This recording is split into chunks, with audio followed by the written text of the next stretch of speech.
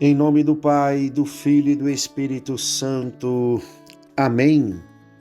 Queridos irmãos e irmãs em Cristo, hoje, 30 de abril, encerramos o mês, quarta-feira da segunda semana da Páscoa. A Igreja faz memória de um grande Papa, São Pio V. Ele que foi eleito Papa no ano de 1566, meados do século XVI. Era sacerdote dominicano e, quando ocupou a Cúria Romana, chegou a debelar do meio dos cardeais a chamada simonia e o nepotismo. A simonia, que era uma forma de vender privilégios sagrados, coisas sagradas, em busca de vantagens pessoais, como infelizmente existia até mesmo bispos que vendiam indulgências para que quem as lucrasse pudesse ganhar o céu.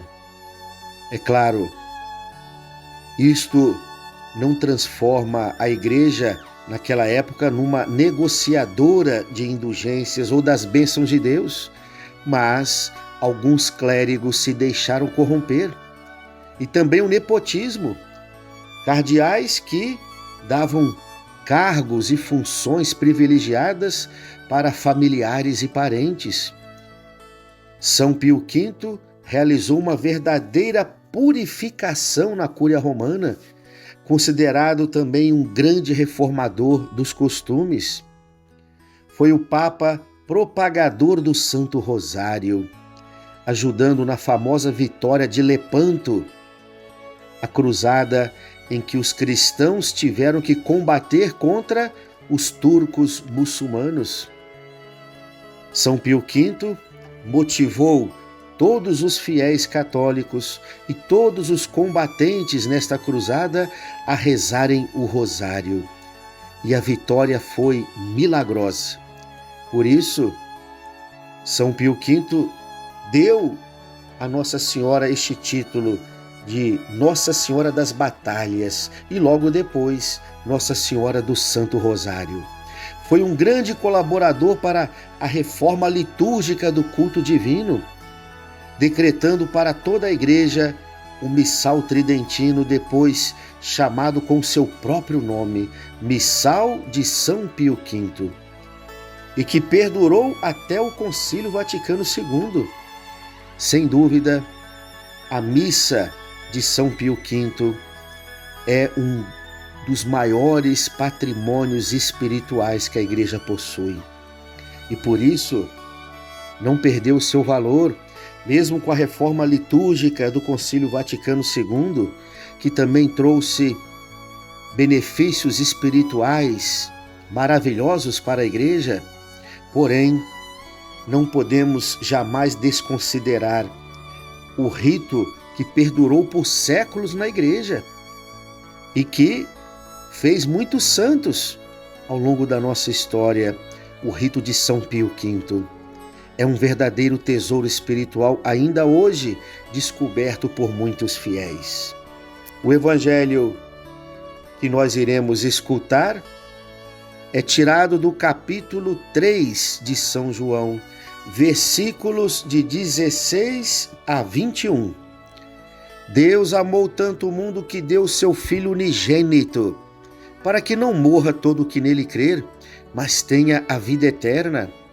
De fato, Deus não enviou o seu Filho ao mundo para condenar o mundo, mas para que o mundo seja salvo por ele.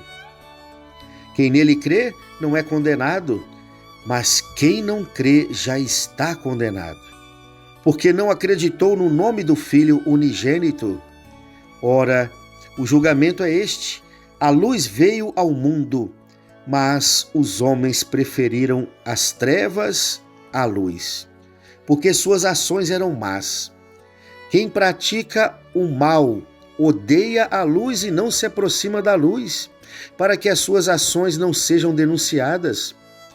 Mas quem age conforme a verdade aproxima-se da luz, para que se manifeste que suas ações são realizadas em Deus. Palavra da salvação. Glória a vós, Senhor. Deus amou tanto o mundo que deu o seu Filho unigênito, para que não morra todo que nele crer, mas tenha a vida eterna. Ainda há pessoas que contemplam a cruz e apenas veem um instrumento de tortura. Seu olhar se detém no sofrimento que Jesus passou e perdem a oportunidade de contemplar todo o amor de Deus ali manifestado. Um amor sem medidas, nem barreiras, amor que abraça a morte para nos salvar. Em outra passagem do Evangelho, Jesus havia ensinado: ninguém tem maior amor do que aquele que dá a vida pelos amigos. João capítulo 15, versículo 13. Como sempre, Jesus pratica o que ensina. Por isso subirá ao Calvário e morrerá na cruz. Muitos perguntam: Deus não poderia ter encontrado diferente meio de nos salvar? Precisava ser a cruz um método tão doloroso? E tendo como vítima propiciatória logo seu próprio filho? A resposta pode ser mais simples do que se imagina. Deus queria mostrar a que extremos o seu amor por nós pode chegar. Santo Tomás de Aquino, buscando responder também esta pergunta: por que Deus aceitou a morte do seu Filho unigênito de forma tão cruenta e tão dolorosa para nos salvar? Santo Tomás dá várias respostas, mas aqui fiquemos apenas com esta, que é o suficiente. Deus quis nos salvar assim, de forma tão dolorosa, na entrega do seu próprio Filho na cruz, para que ninguém mais duvidasse do seu infinito amor pela humanidade. E mais, essa entrega do Filho único à morte tem um objetivo: para que todo que nele crer não pereça, mas tenha a vida eterna. Devemos pensar como o apóstolo Paulo, que após a sua conversão, sempre dizia para si mesmo, como que olhando para o crucificado: Cristo me amou e se entregou por mim.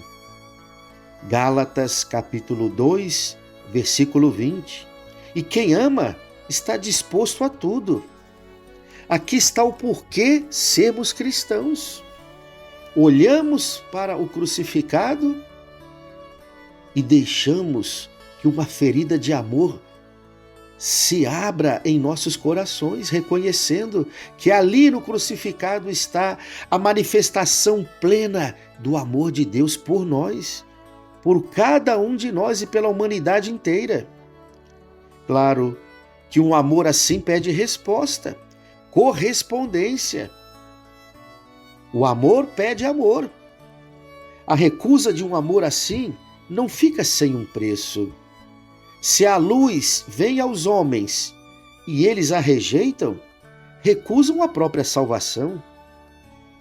A ação do Espírito Santo em nós visa a nossa adesão a Cristo, que deu a vida por nós. A recusa dessa graça que salva é, em suma, o pecado contra o Espírito Santo, que Jesus disse uma vez, que tal pecado é imperdoável. Imperdoável não porque Deus não seja capaz de perdoar qualquer pecado, claro que é.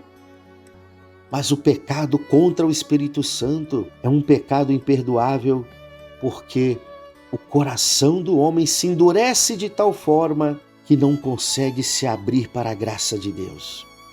É um coração fechado de forma radical para o amor de Deus. Escreve o Papa São João Paulo II na primeira encíclica que ele deixou para a igreja, chamada Redentor Hominis, o homem redentor. O homem não pode viver sem amor. Ele permanece para si próprio um ser incompreensível e a sua vida é destituída de sentido se não lhe for revelado o amor, se o não experimenta e se o não torna algo próprio e se nele não participa vivamente. Mas não é qualquer amor que é capaz de preencher o coração humano, apenas um amor que seja absoluto, gratuito e incondicional. E este amor somente o Cristo pode revelar ao homem.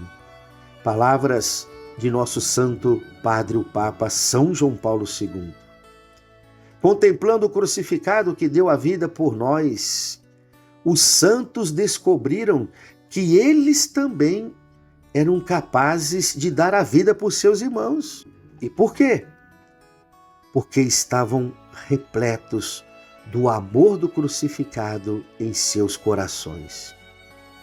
Se o egoísmo ainda predomina tanto em nós, se somos ainda tão incapazes de amar o nosso próximo com verdadeira generosidade, será que é porque nos falta contemplar mais com o olhar da fé o crucificado?